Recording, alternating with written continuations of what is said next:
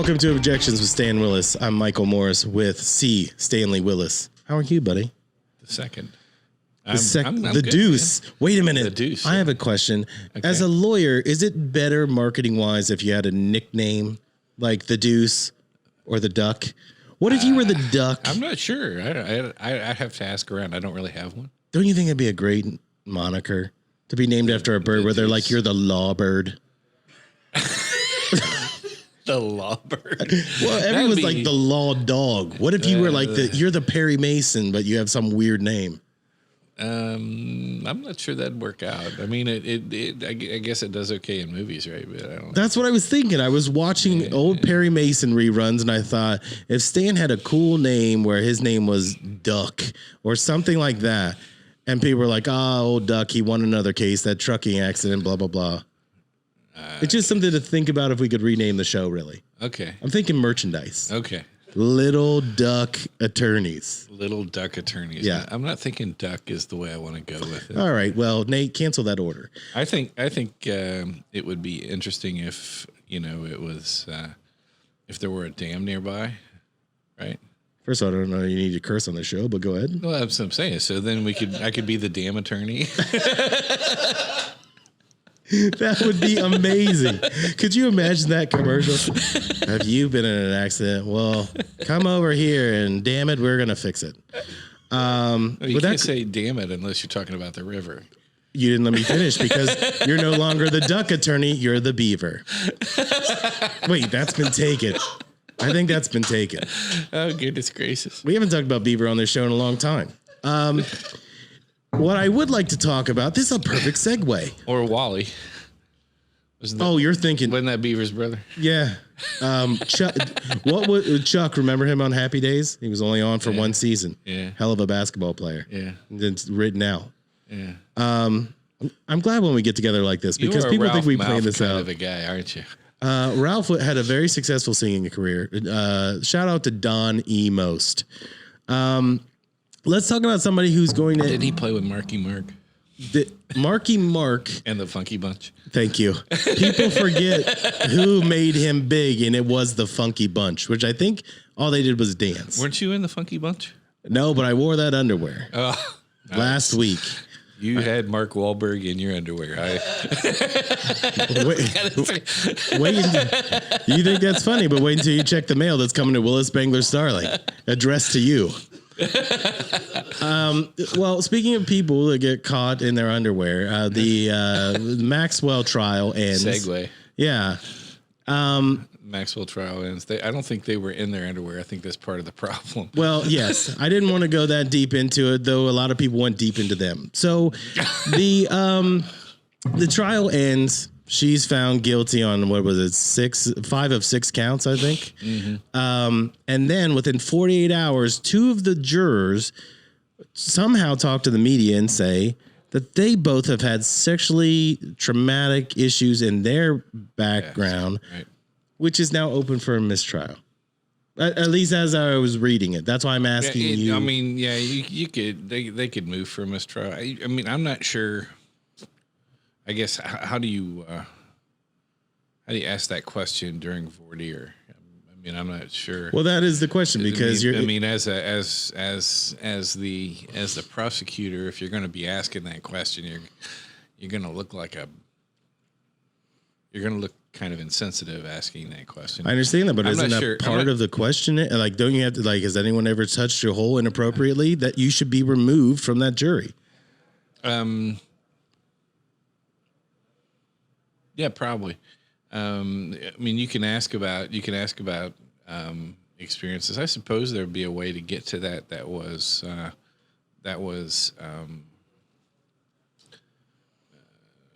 circumspect enough that you could get to that answer, and then eventually get the.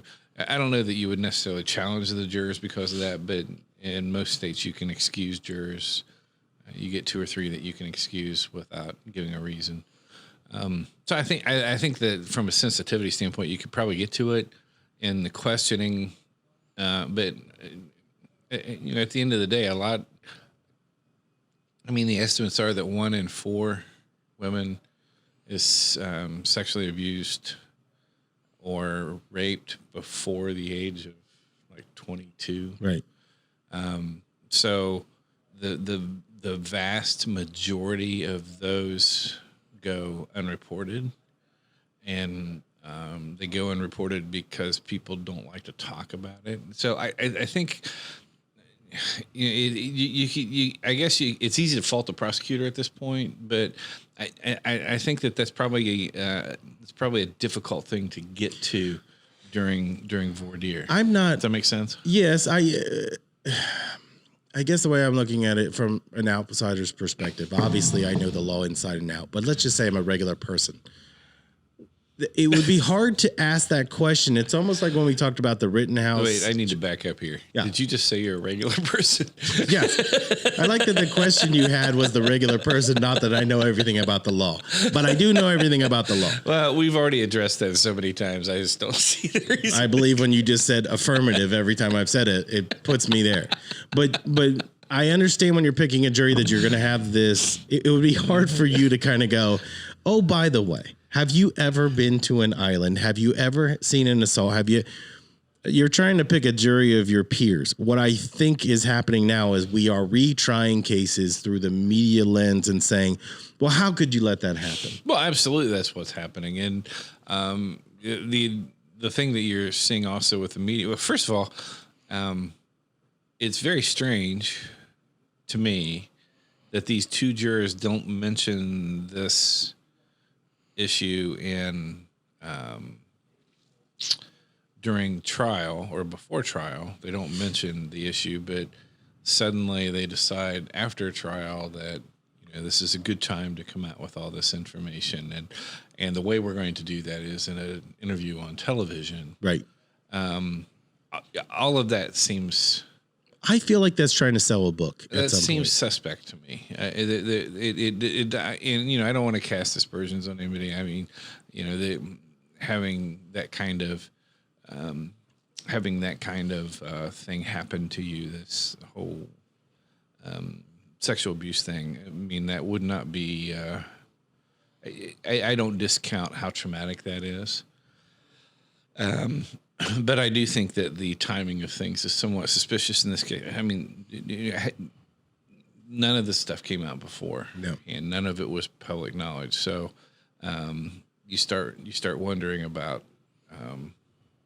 what's the motivation for bringing this stuff up now? What was the motivation for keeping it quiet in the first place? I mean, there are a lot of questions.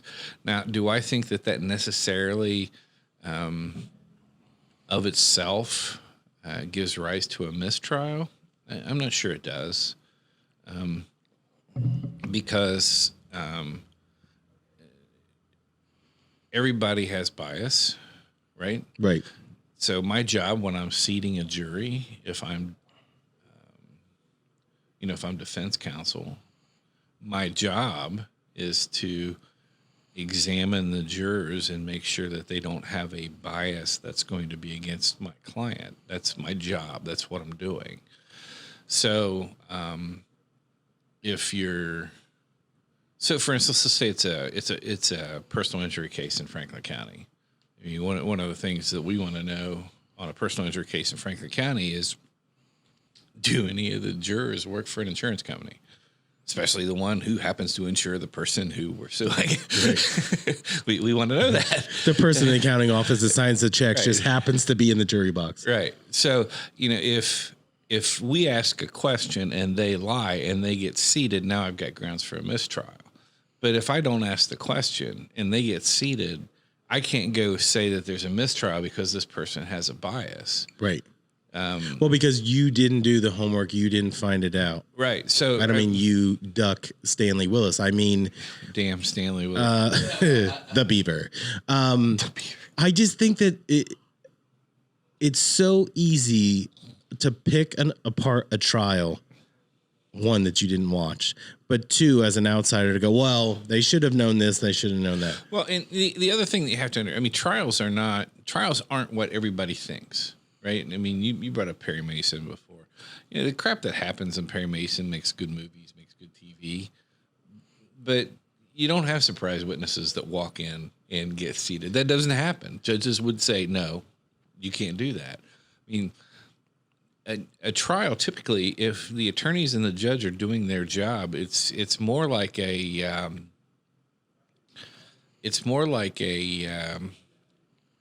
murder mystery theater, where everybody has a part. I love it. The food is amazing at those things. Right. But, everybody has a part to play, and it's kind of coming out.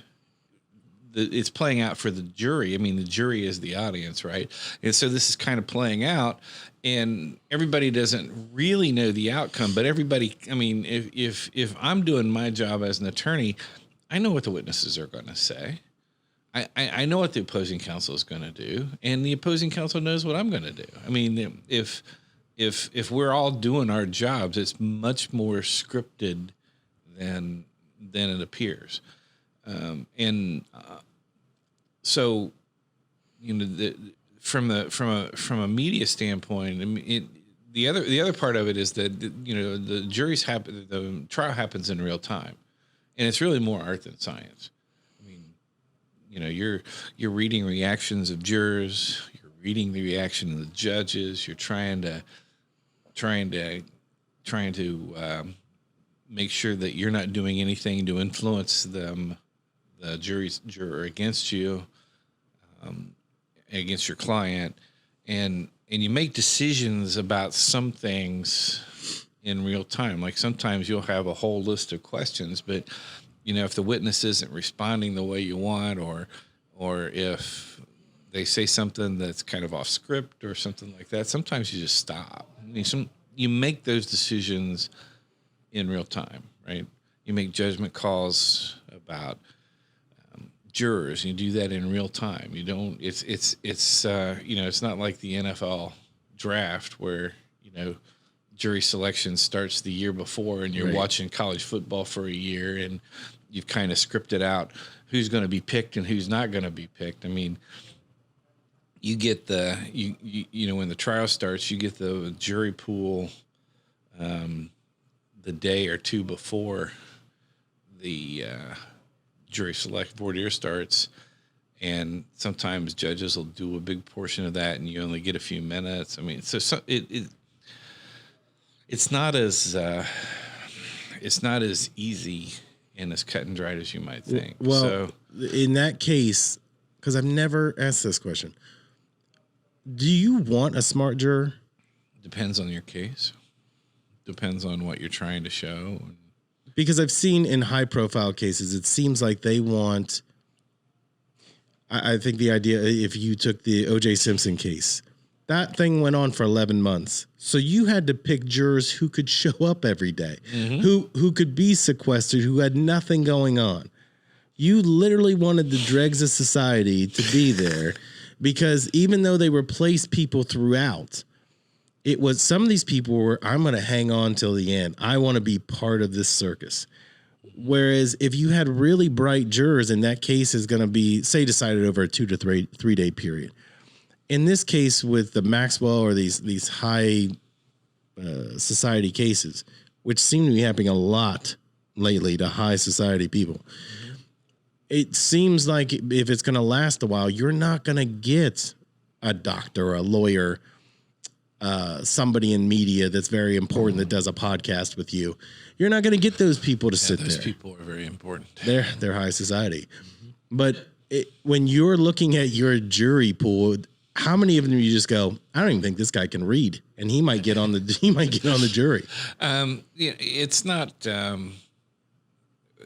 that black and white most of the time. And the thing about jury duty and stuff like that is you can actually be compelled. It's not necessarily an option. Attorneys now, Ohio attorneys used to be automatically excused in Ohio, and they changed that law a few years ago. So attorneys can be called to. An attorney can be put on jury duty? Yeah, absolutely. Who the hell would want an attorney on the jury? Nobody I know. I wouldn't seat an attorney most of the time. The problem with doing something like that is if you take somebody who's an attorney and you seat them in a jury, when they go back into the jury room, they become the one everybody looks to. Right. So now instead of trying this case to 8 people for a civil case or 12 people for a criminal case. I'm trying this to one guy or one woman who I was stupid enough to put in the jury room. Right. So, but the interesting thing about juries, because when you look because they do a lot of studies on juries, obviously, because they're very important to those of us who practice trial law. Us. We. Yeah, because being arrested and having gone through a trial as the defendant does not qualify you. All I said is I've been to court. Doesn't matter how, if I was invited or I was compelled to come. Were you wearing an orange jumpsuit at the time? Well, it matches my hair. It doesn't matter why I was there, Stan. It matters that I know how the legal system works. Okay, good enough. That makes one of us. Anyway, the interesting thing when you look at the juries, take this role very, very seriously. It's and some of the studies that they show, people pay attention. They ask questions. I like to see the ones that actually take, like, you can't see the jury box all the time, right? But when they will talk to these people, and in smaller trials, not the, say, an Alec Baldwin type thing, but you have some people that are taking notes. Like when Court TV, I used to watch that as a kid, and you would see people that they wanted to make sure they understood what was going on. You watched Court TV because I knew I was going to beat the system. At some point, they were going to say, this guy's enemy number one, and I wanted to be able to defend the case myself against myself. Wait, for myself. I was involved. Somehow I would be involved. I thought it was fascinating that Court TV existed because at the time that the Menendez brothers are on trial, then OJ, and then all these, the Lorena Bobbitt thing, the television is the most disgusting thing that's ever been invented. Because if you want to know how stupid society is, put a camera in a courtroom or a restaurant, and you go, oh, these are just monkeys with watches. Like, people have no couth. They don't know what's really going on. And when they put it in a courtroom, I thought, it's fascinating to see because it's not like Perry Mason where it's question, answer, and I gotcha. Mm-hmm. It was, I'm going to ask you the same question 3 different ways to see if I get an answer in a different way and then come after you. And I always think of Dennis Fung. You remember that name? Mm-mm. Dennis Fung was a young criminologist at a time. He's gathering evidence at OJ's house. Mm-hmm. He literally undoes the case because the person that's talking to him is being so nice to him. And he walks him right into, were you wearing gloves when you collected it? Yes, we always wear gloves. And they had a video of him not wearing gloves. And at that point, it undoes the whole collection of the evidence. Right. When Fung gets off the stand, he goes and shakes the hands of all the defense attorneys and apologized for lying on the stand. He didn't mean I misled. He said, I made a mistake. To where when you watch the attorney, like, they don't know why he's coming towards them, because what he's supposed to do is walk out down the middle. And instead he walks right to the defense attorney who's standing there to apologize. Mm-hmm. The jury sees that and goes, oh, so he's in the wrong. Mm-hmm. Now, the good news is so many other terrible things happen, like the Cato Kalin thing, where it undid that. But that is a key part in the trial when it wasn't going well for OJ. Mm-hmm. And now the data, the DNA evidence afterwards, he undid all of that. Mm-hmm. But not on purpose. He just made a mistake and it looked like he lied. That's why I think jury selection is so important when it comes to these high-profile cases, because maybe you have an axe to grind. Mm-hmm. Well, jury selection is critically important in cases. I mean, it doesn't matter how it doesn't matter how sound you think your case is. You never know what's going to happen at trial. You just the other thing is, as we've gone through, I mean, one case that we had in a county east of here that's more rural than our county. Ireland? Yes, Ireland. Case that we had in Ireland. It was interesting that, we Well, for a lot of reasons, we actually should have been accused of the case before the trial even started, but we were not able to get out of the case. The judge ruled against us. We had to appeal the case because the jury ruled against our client and not against any of the other defendants, specifically because our client was not from that county. And they said this when we questioned them afterwards. What was it that you didn't like? And they would say, well, she's not from around here, so we really didn't trust her. Or, people that own property in town but don't live there, we don't like them. So it was really completely, she's the only one from out of town, so we're going to hang her with it. That's what happened. And we got it reversed on appeal, but that's hard on the client and everything. Right. So my point is, you never know what a jury is going to hear or what they're going to find important. And almost every time that we question the jury afterwards, because if the jurors are willing to sit around and be questioned, we like to go talk to them it helps us improve our craft, right? Are they adversarial about that? Or are they okay? It's fine. Okay. So what you do is you put a request into the judge and you say, we'd like to do exit interviews with the jury. And the judge can say no, but most of the time, especially in civil trials, the judge says, okay, that's fine. And then the lawyers, with the jurors who want to, the lawyers can sit and meet with them. It's interesting. I would think if they're sticking around, they like the whole process of what's going on, and you're still kind of including them. They're included in the decision anyway, but they're included in what happened in someone's life. It's actually very helpful, and that's why I say that's when you start to realize how seriously the jurors take what's going on, and how sometimes what you think is going to be important going into a trial is not the thing that they thought was the most important going into the trial. And sometimes the things that you think, okay, this is my gotcha evidence. And they're like, I don't really care about that. We cared about this. It's kind of like that big part in your speech or something, and you're like, this is the part they're going to love. And they're like, the part I like, that little joke you made towards the end. Yeah. It's weird like that. And it's also,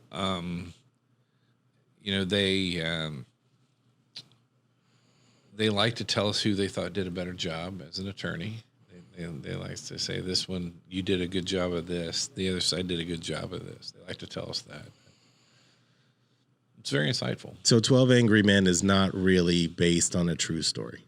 It could be. I guess juries could get like here we are running out of time on the show, and now you're going to leave that open-ended. Just say it was based on a true story. Jack Lemmon was amazing in that.